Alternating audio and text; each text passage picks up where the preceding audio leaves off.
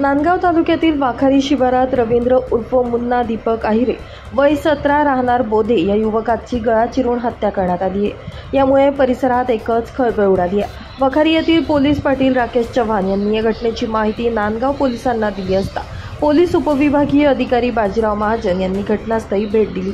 पोलिसांनी या प्रकरणी 5 संशयित आरोपींना तात्काळ अटक केली असून पोलीस निरीक्षक प्रीतम चौधरी यांच्या मार्गदर्शनाखाली पुढील तपास सुरू आहे। याबाबत पोलिसांनी दिलेल्या माहितीनुसार मयताचे वडील दीपक आहिरे वय 42 यांनी दिलेल्या फिर्यादीनुसार रवींद्र उर्फ मुन्ना दीपक आहिरे वय 17 राहणार बोधे दहिवाळ तालुका मालेगाव याला पूर्ववैमनस्यातून आकाश शरद सोनवणे, ऋषिकेश शरद पवार, विनोद शरद पवार, विजय एकनाथ सोनवणे, रवींद्र अंकुश गायकवाड सर्व राहणार मोरवाडी साकुरी झाप तालुका मालेगाव जिल्हा नाशिक यांनी मिळून फिर्यादीच्या मुलांना जीवे ठार मारण्याची पूर्वतयारी करून अंगावरील शर्ट फाडून लाथाबुक्क्यांनी मारहाण करत जीवनकळावर लातांनी मारहाण करून जीवे ठार मारण्यासाठी त्याचा गळा धारदार शस्त्राने कापून खून केला।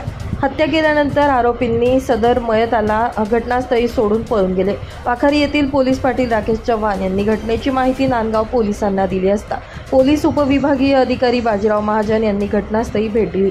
पोलीस निरीक्षक प्रीतम चौधरी यांच्या मार्गदर्शनाखाली सहाय्यक पोलीस निरीक्षक सुनील बडे तात्काळ घटनास्थळी धाव घेऊन मृतदेह ताब्यात घेऊन नांदगाव ग्रामीण रुग्णालयात दाखल करून शवविच्छेदन करून मृतदेह नातेवाईकांच्या ताब्यात देण्यात आला।